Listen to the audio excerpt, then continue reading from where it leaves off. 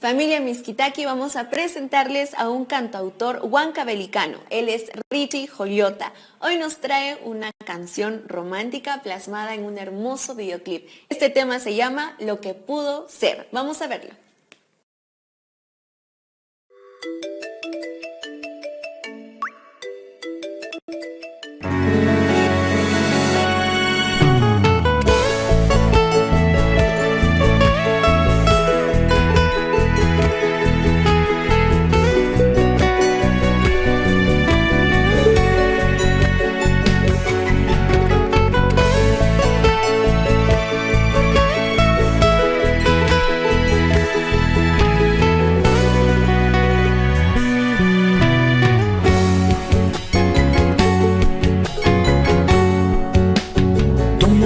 Copa de vino para borrar de mí su sonrisa y esa formita tan tuya de enternecer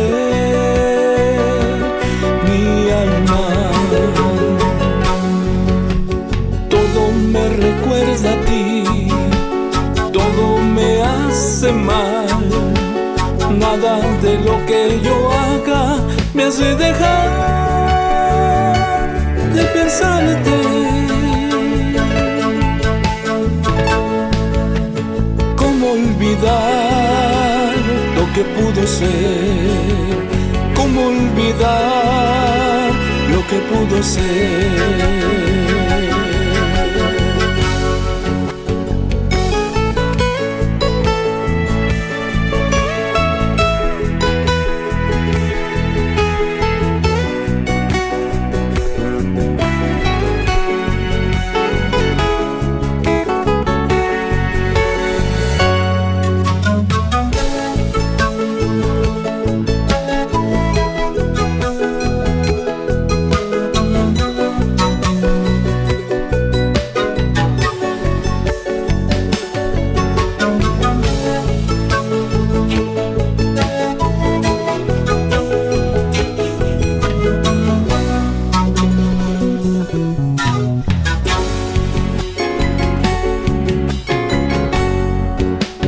Quiero ser fuerte y más fuerte para no buscarte, mi amor.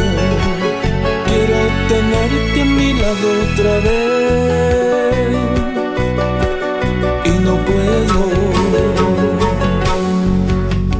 Tantas cosas que soñé, tantas cosas, mi amor.